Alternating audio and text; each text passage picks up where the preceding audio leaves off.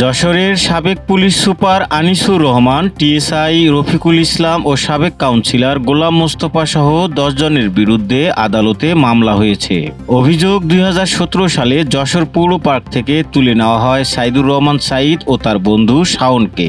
পরবর্তীতে মুক্তিপণ আদায় করেও তাদের আর আদালতে সোপর্দ করা হয়নি। সে সময় বাদীর স্ত্রী হীরা বেগম মামলা করলে তাকেও নির্যাতনের পর মামলা প্রত্যাহারে বাধ্য করা হয়, যার ফলে তিনি অসুস্থ হয়ে মারা যান। অভিযোগকারীর দাবি, 2 যুবককে হত্যা করে লাশ গুম করা হয়েছে। তিনি আরও অভিযোগ করেন, সাবেক এমপি শাহীন চাকলাদারের বাড়িতে নিয়ে বাদীর স্ত্রীকে নির্যাতন করা হয়েছে। অভিযোগ আমলে নিয়ে senior judicial magistrate Rahmat Ali Kotwali থানার ওসিকে তদন্ত করে প্রতিবেদন দাখিলের নির্দেশ দিয়েছেন। যশোরে ডিবি পুলিশের অভিযানে আন্তজেলা চোর চক্রের 3 সদস্যকে আটক করা হয়েছে। এ সময় চোরাই একটি ট্রাক, চেতনানাশক ট্যাবলেট এবং নগদ 12,000 টাকা উদ্ধার করা হয়।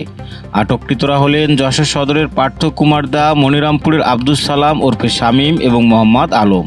পুলিশ জানায়, তারা ট্রাক চালক মালেক সর্দারকে চেতনানাশক খাইয়ে অচেতন করে বালু ভর্তি ট্রাক নিয়ে পালিয়ে যায়। পরবর্তীতে একে একে 3 জনকে আটক করা হয়। ডিবি পুলিশ বলছে, এই চক্র দীর্ঘদিন ধরে চেতনানাশক প্রয়োগ করে যানবাহন ও ব্যবসা প্রতিষ্ঠানে চুরি করে আসছিল।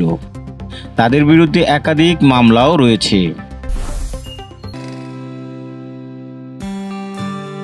শুনছেন তো, ওয়েবসাইট বানানো এখন আর ঝামেলা নয়।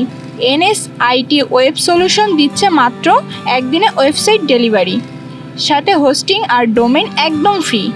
সব কিছুই মাত্র 2500 টাকায়। আমাদের ঠিকানা 140 জেল রোড, খোপ যশোর ও police plaza, গাড়িখানা road, Jessore. Jessore সদর হাসপাতালের স্বর্ণের চেন ছিনতাইয়ের চেষ্টার ঘটনায় এক নারীকে আটক করেছে জনতা।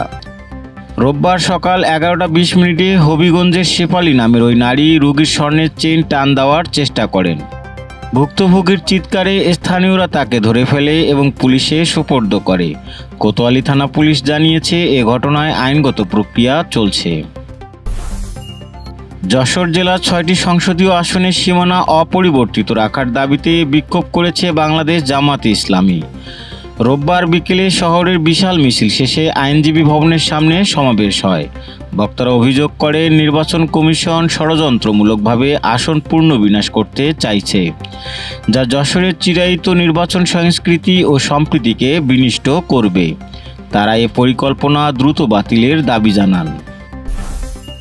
সীমানা অপরিবর্তিত রাখার দাবিতে যশোর 6 আসনের ভোটাররা নির্বাচন অফিস ঘেরাও করে স্মারকলিপি দিয়েছেন। রোববার সকালে কেশবপুর বিএনপির সভাপতি আবুল হোসেন আজাদের নেতৃত্বে এই কর্মসূচি অনুষ্ঠিত হয়। নেতৃবৃন্দ বলেন, আসন পুনর্বিন্যাসের নামে ষড়যন্ত্র করা হচ্ছে, যা আসন্ন নির্বাচনকে ভণ্ডুল করার চেষ্টা।